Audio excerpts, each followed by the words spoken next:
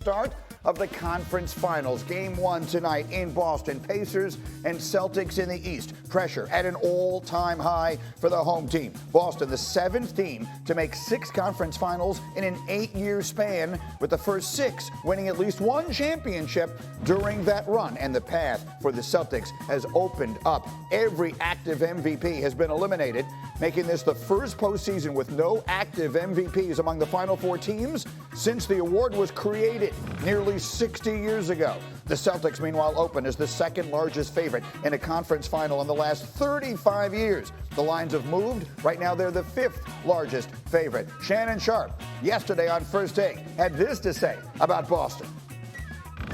They're window shopping greatness. When are you going to go in and purchase it? When are you going to go in and be about it? So I don't want to hear anything, oh, Jayson Tatum can be the face of the league. I don't want to hear nothing. And he's so young. He's 25, and he's already gone to this many conference finals. He's been to the NBA finals.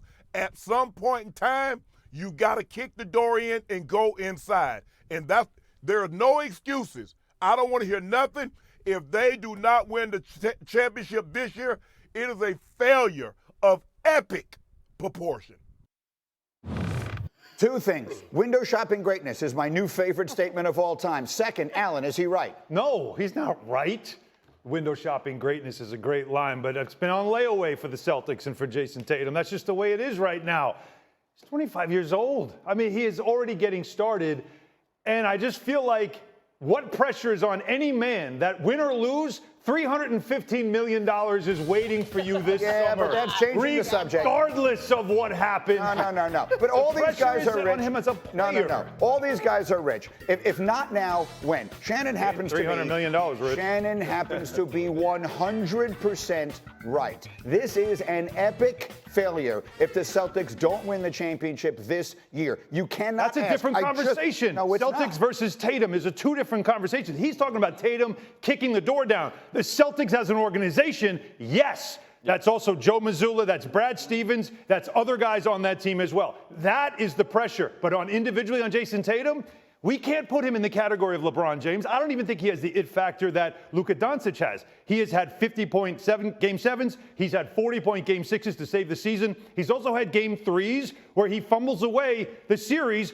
down 0-2 when you're like, dude, you're the best player on the team. You got to carry the team. Maybe he's just not that guy. He's a great player, but not a super, like that level kind of player. Hold on a second. He's first-team All-NBA. He's an MVP candidate. People want to make listen, if he's not all those things, it's not for people not wanting to make him all of those things. Does Jayson Tatum need to put this team on his back and carry them to a championship? Well, for sure. It starts with him. If we're looking at this from a team aspect, then it would be an epic failure. This is the easiest road that you could possibly have to going to a championship and winning and competing. With that being said, we can't hold Jayson only to this level and not put the same on Luka or put the same on, I guess, an emerging Ant, a Devin Booker, some of these other guys that we said are the new faces of the league. I think Tatum sometimes is a product of his own greatness. We've gotten so used to this team being so good and going to the conference finals, competing, that now if they don't win a championship, it's a failure. We also got to understand that Shannon's a little bit of a Laker fan too there. So there's a little bit something there. There's too much energy on that. He also had a little too much Nugenics that day. Because, I mean, he was all fired, kicking doors down. But you know what? Who does that? Champions do that. The Celtics can't just play around. You use that expression all the time. Play with their food. You think the teams that wind up winning championships, do they behave that way, or do they go out there when the road has been cleared for them? It is like they've rolled out the red carpet for the Celtics. Andrea wants to kick the door down right now. I just think everyone here, well, Monica hasn't made her point, so I don't know exactly how Monica feels. However, we have put this Celtics team from this season head and shoulders above every other team. Why? Because of their regular season performance. Who do they have during the regular season that they do not have right now? Kristaps Porzingis. Kristaps Porzingis. If Kristaps Porzingis does not return to the lineup and play, especially in the finals, it is not an epic failure. Think about who they could face in the finals, whether it's Dallas or whether it's Minnesota. What do both of those teams have? Size, bigs. Kristaps Porzingis, if he's in the lineup and he's healthy and he's good to go, I would consider it possibly a failure. Wrong. If he's back, they need Kristaps Porzingis, period. Listen, this is where we don't do this on sports television, but there's nuance for this to me. Personally, I'm with you. I don't think Jayson Tatum is under a ton of pressure. I think the Celtics as an organization, 60 wins, beating teams by 11 points per game during the regular season, the largest margin of victory. All of the things are aligned. The Nuggets are out of the way. The Celtics organization is under pressure. Singularly, I'm not sure that it's all on Jayson Tatum. Why? But they need Porzingis to win. If he's healthy, if he's good to go, like I'm sure if It's supposed to be game 3. Game three, but we don't know what he's going to look like. So I hear y'all. I hear you, but let's see what he looks like first and then judge from there. Well, hold on one second, Monica. We demand things from superstars in the NBA. You want to be a person who is considered in that category of player. If you're not going to be that, then that's fine. But if you're going to be, if you're going to fulfill the destiny it seems he has had from the second he stepped on campus at Duke as a freshman and carried that team into the NCAA tournament and everything else that he did, then this is the next step. It's the only thing he hasn't done, and frankly, some of the times they haven't done it, it has felt like it was because of him. So to what these two just said, without Porzingis, where do you fall? Like, this is why I'm saying I feel like they're playing Indiana in the next round. I agree with you, but I don't know that it is personally going to be on Jayson Tatum. If Jayson Tatum has a monster series and Porzingis is not right,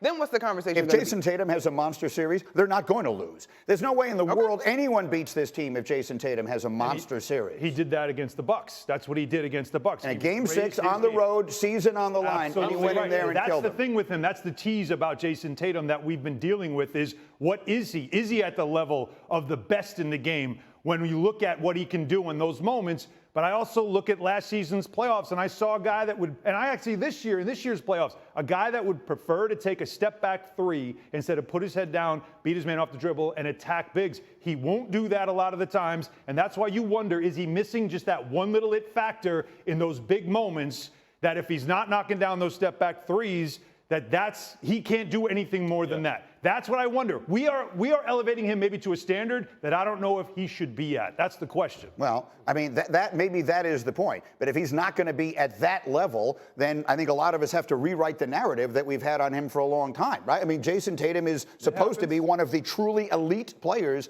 in this league, and I believe he is. I mean, I agree that he is. So it's time for him to do this, right? I mean, I think Shannon actually said it reasonably well. They've been too close too many times not to finally get over the hump. LeBron James when it has been set up this way. Now, 2009 Cavs, 66 wins, lost in the conference finals to a Magic team they had no business losing to.